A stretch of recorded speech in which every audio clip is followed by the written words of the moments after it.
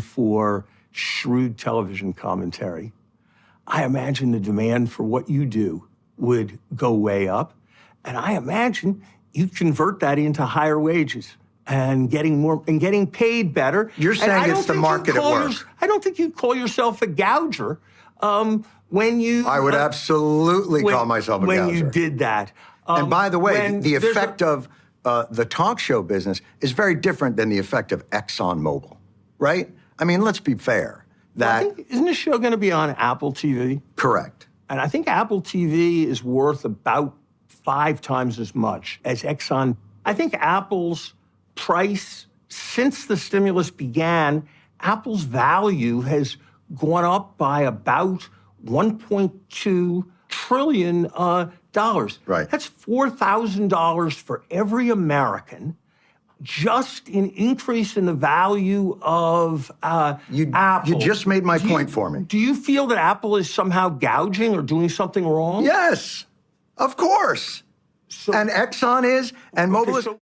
All right, I'm going to get to the rest of that clip in a second here, but I had to pause there because that moment is so perfect. Larry Summers pretends he's just randomly bringing up Apple, yet he has all these figures ready. Oh, their value went up by $1.2 trillion. He knew exactly what he was doing. He came prepared. He knew Jon Stewart was going to talk about corporate profits. So his idea was, I'll get him back because he's on Apple TV. I'm going to bring up Apple's profits.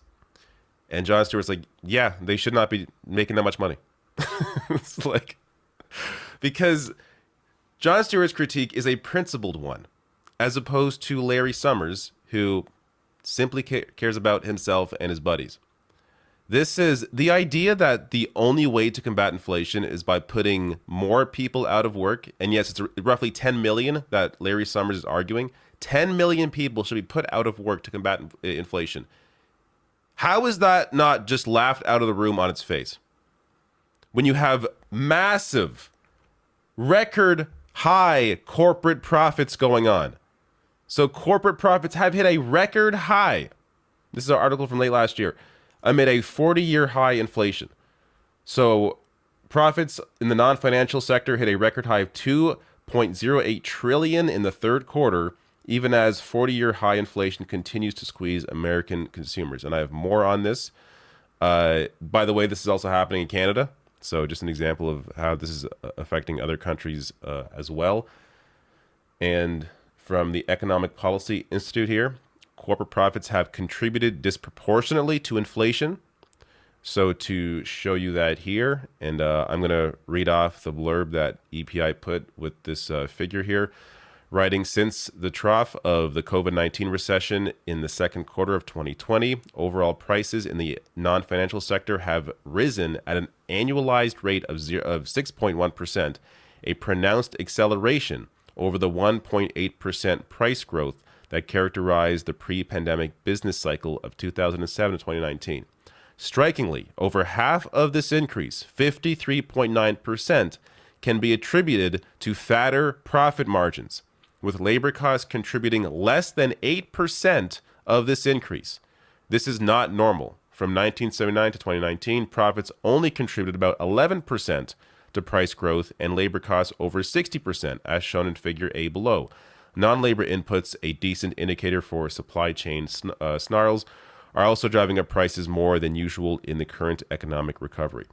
So when you see corporate profits up like this, how do you not, if you're honest with yourself, if Larry Summers is honest with himself, how does he not acknowledge that this is clearly part of the problem? But no, his view is one that must always benefit those at the top of massive corporations.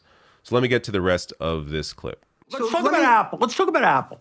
Do you think Apple should just sell phones for less and not have enough phones? What would you have Apple do? You're saying to me, John, market forces are market forces. And if demand goes up, are you suggesting, young man, that Apple should charge less than they could charge? Let me flip that on you.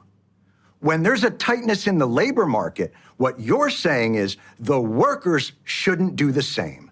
That the workers, just following the same capitalistic principles that allow Apple to charge more for their phones, shouldn't charge more because wage inflation is driving inflation. That's not at all what I'm saying, John. That's exactly what you're saying. Actually, it isn't.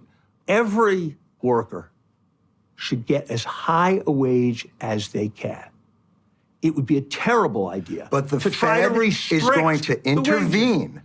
The Fed is going to intervene to make that not possible. No, the Fed is intervening to control the overall level of demand growth. And what will that do to the labor market? Much faster. What will that do to the labor market? What will it do to the labor market?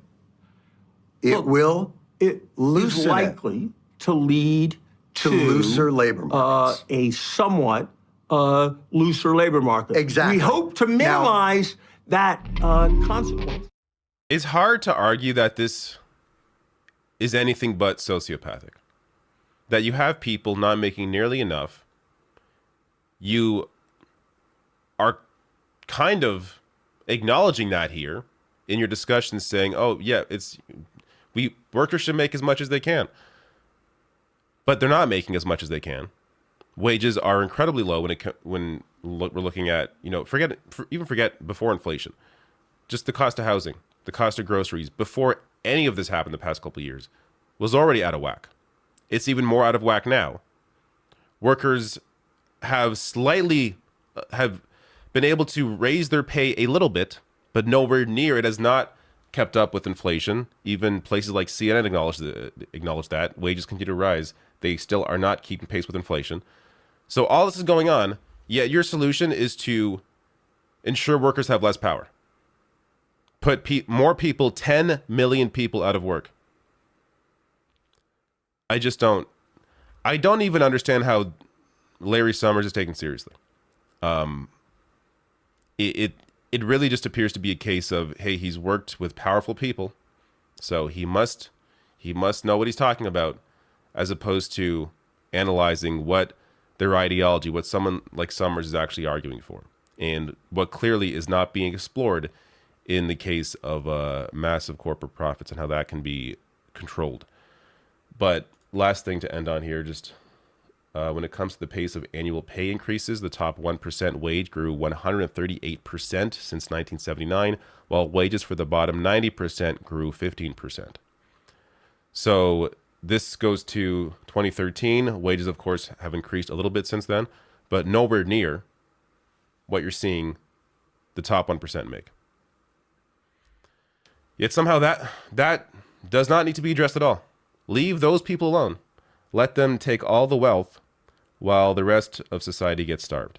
It is ridiculous on its face, and I'm glad Jon Stewart was able to show how much of a clown Larry Summers is.